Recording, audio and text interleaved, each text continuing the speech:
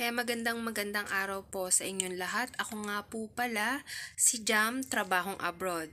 So, binago ko po yung aking pangalan ng channel ko. Dati po kasi Ma'am si Jam, ngayon po is Jam, Trabahong Abroad. So, yung una po nating vlog ngayong taon 2024. So, yung mga nag-subscribe po, maraming salamat at patuloy pong sumusuporta sa akin. Kung kayo po ay bago pa lang sa aking channel, huwag nyo pong kalimutan mag-subscribe, like, and share, at pakipindot po yung bell button po dyan para po updated po kayo sa mga bago ko pong vlog, especially po sa mga job hiring this year, 2024. So, ang pag-uusapan po natin ngayon ay ang trabaho bound in Hungary. Trabaho po papuntang Hungary. Kung kayo po ay interesado, wag po kayo mag-i-skip na kahit na anuman po sa aking vlog para po wala po kayong makaligtaan ng mga information regarding po sa legit agency at sa address po. So, umpisahan na po natin yung ating vlog. Ang tatalakayin po natin ngayon ay ang trabaho bilang isang kitchen assistant.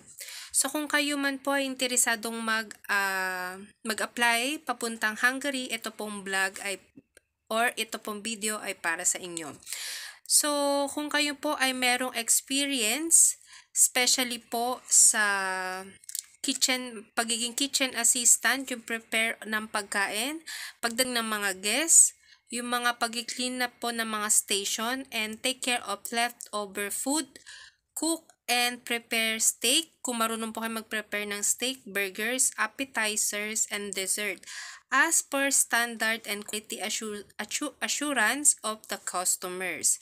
So, ito po ang kanilang description na hinahanap po sa trabaho. Kung kayo po ay may experience, 1 taon, 2 taon, o mas higit pa, mas maganda po kasi talagang kinukuha nila ay yung may mga experience. Sabi niya, with experience in steaming, grilling, boiling, baking, frying meats, fish, vegetables, and other ingredients.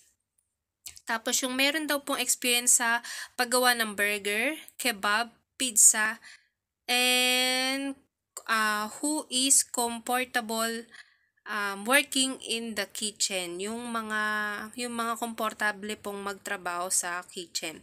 So, ang kinukuha po nila is 2 years working experience. So, hindi pala 1 year, 2 years working experience po yung hinahanap po nila. At ang maganda po rito, no minimum educational attainment. So, hindi po sila naghahanap kung elementary, high school, college. So, pwede po kayo mag-try dito. Tapos, proven cooking experience. So, naghahanap po talaga sila na kailangan may experience po kayo at least 2 years. Kung meron po experience na 1 year and 9 months, possible po kayo na, hindi po pala possible. Pumunta po kayo mismo sa agency at pwede nyo po tanungin yun kasi baka mamaya pwede naman po try po natin. Pero kasi nakalagay dito is 2 years working experience. Kung may experience naman po kayo na halimbawa po 3 years, 4 years, 2 years and 6 months, 2 years and 5 years, advisable yun kasi mas mataas pa po kayo sa 2 years. Pero ang gusto kasi nila yung proven cooking experience talaga. Hindi dahil may experience po kayo ay pasok na po kayo. So kailangan po talaga may experience kayo at talagang alam nyo ang pagiging kitchen assistant. Yung kinukuha po talaga nila is proven cooking experience, including experience sa pagiging line cook, restaurant cook, and preparation cook. So, kung meron man po kayo mga experience dito, pwede na po kayong mag-try. So, ano nga ba yung kanilang agency? So, yung kanilang agency po is, ilalagay ko po dito mismo sa aking baba ng video. At pakihanda na po yung inyong ballpen or papel, lapis papel, MIT Recruitment Agency. So, yan po yung pangalan ng kanilang agency. Ang sahod po rito is euro. So, 550 euro. So, ngayon po kasing January 8, 2024, nasa 33,444. So, possible po kasi na bumaba at tumaas po yung kanilang rate. So, depende po yan sa palitan ng peso natin or USD or Euro. So, yun po. So, ito po ay para po malaman sa mga interesado po mag-apply bilang isang kitchen assistant is may 1 month placement fee po ito, depende po sa salary. So, ang kanilang address po is Unit 207, 208, 209, 212, Clean Court Building, 2205 Burgos Street, Cor, Villanueva Street, Pasig City. So, ulitin ko po, no? Unit 207, 208, 209, and 212. Clean Court Building, 2205 Burgos Street, Cor, Villanueva Street, Pasig City. So, kung kayo man po ay interesadong mag-apply na po kayo, lalo na po kung may experience po kayo bilang isang kitchen assistant. Why not po? Lalo na po kung may experience naman po kayo na 2 years pataas, ay mas mainam po kasi talagang gusto nila yung may experience talaga, lalo na sa mga guests nila doon sa Hungary. So, ito pong Hungary ay part po ng Europe. Magandang simula po ito ngayong 2024 na kung gusto nyo pong mag-apply at may experience po kayo, try nyo po. Kasi mahirap po kasi ang buhay dyan ngayon sa Pilipinas. Alam naman natin walang sumasahod ng 33,000 dyan bilang isang cook. So, mahirap. Lalo na po yung gastusin dyan sa Pilipinas tumataas. Yung mga bigas po no tumataas.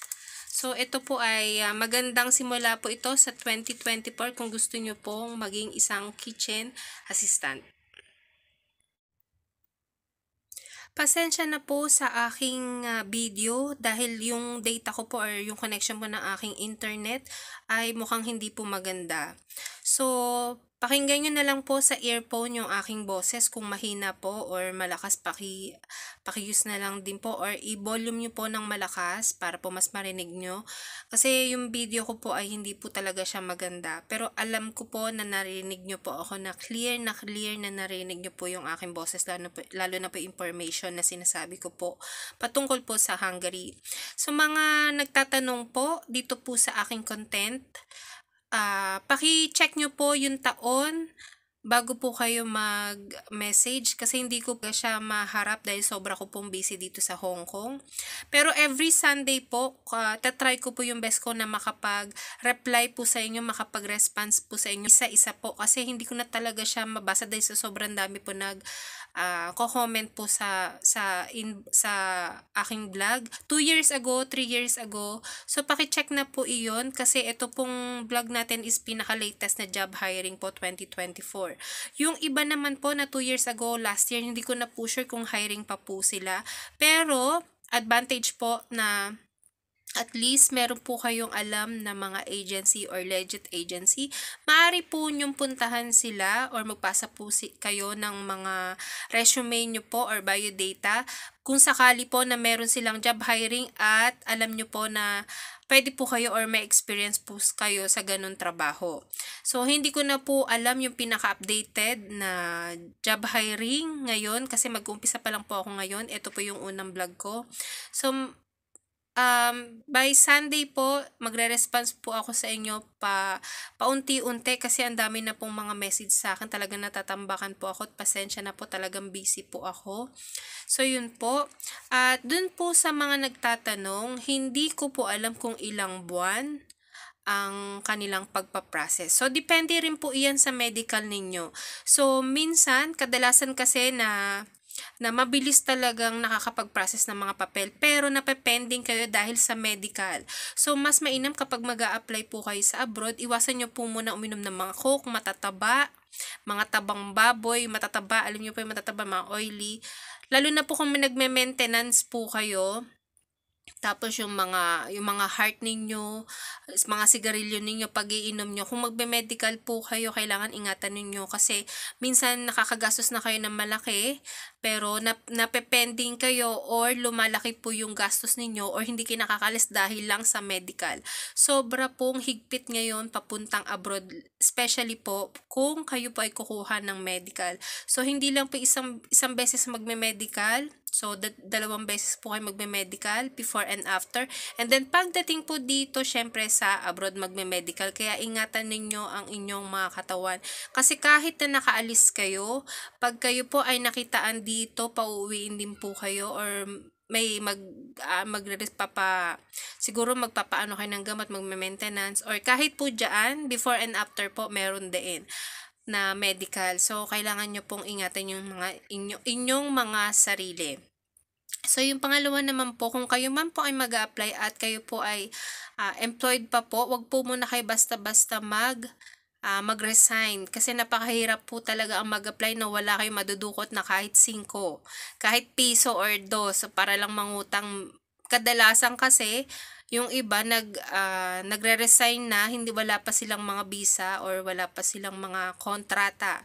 Tapos, disappointed sila pag hindi pala sila po pwede. So, mas mainam po na magkaroon po muna kayo ng flight. Sure na makakalipad po kayo anytime. Doon lang po kayo pwedeng mag-resign. Pero kung wala pa po kayong flight or wala pa po kayong visa, wala pa po kayong karapatan para mag-resign. Kasi, doon po sa habang nagpa-process po kayo ng papel, pag pinag-report po kayo, meron po kayong madudukot at least kahit papano sa inyong mga bulsa, sa inyong mga sahod, at syempre panggastos din ninyo sa pagkain, pamasahe, at syempre kung mapag-iiwanan ninyo sa pamilya ninyo. Kadalasan kasi aalis, maraming utang, mahirap na dito ka sa abroad, tapos ang sahod mo lang for 2 years or 3 years ang kontrata mo, lahat pambayad utang. So, masakit po yun talaga, Kaya tinuturuan ko po kayo, mas mainam po na wag po muna kayo magre-resign at magtipid. Siyempre, alagaan ninyo yung inyong mga katawan kasi sa medical pa lang talagang mahigpit sila sa medical. So, yun po, sobra po kasi nila talagang higpit ngayon. So, pasensya na po yung aking vlog, medyo naglalag po talaga siya, or siguro sa data ko or internet, di ko po alam. Pero at least naman po alam ko na narinig nyo po yung aking boses clear. So, kung kayo po ay bago pa lang sa aking channel, wag nyo pong kalimutan mag-subscribe, like, and share po, para din po ma-share nyo rin po sa mga kakilala nyo, kaibigan ninyo, na gusto rin pong magsimula ngayon taon, 2024, na mag-apply po sa abroad. So, bigyan nyo po ang opportunity yung sarili ninyo na ma-explore ang mundo. Kasi, meron po tayong tinatawag na limit age. So, kung 18 pataas ka po or 22 pataas, pwede po kayong mag-abroad. Pero, kung depende po kasi yan sa bansa na pupuntahan, lalo na po kung first timer or ex-abroad po. Pero na po tayong tinatawag kasi na age talaga, na hanggang dun lang.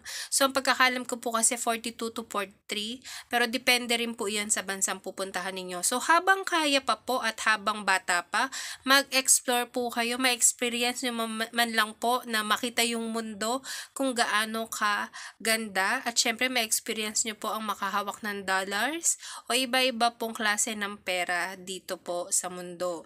So, i-enjoy nyo lang po yung inyong mga trabaho, lalo na po sa pag-a-apply, syempre. At syempre, hindi naman po kasi porket nag-a-abroad kayo wala kang problema. Syempre may dadaan din tayong mga problema. So dapat kayanin natin at kailangan laban lang syempre, kasi talagang mahirap po talaga ang trabaho dito sa abroad, lalo na po kung nag-iisa ka. Kasi ang pamilya mo ay nasa Pilipinas, malayo. So hindi siya ganun 100% or 24 hours na talagang magagabayan ka. Dahil hindi naman po pwedeng kada minuto is natatawagan mo sila. Syempre, minsan, kung Europe to Pilipinas, iba kasi ang oras. Pero kung mga Asian country lang, 1 oras, 2 oras, o minsan, same time pa katulad ng Pilipinas, yun po pwede. So, yun, laban lang. Kung gusto nyo pong makakapag-experience kayo 2024, pwede na po kayo mag-apply papuntang Hungary. So, yun lamang po at maraming salamat.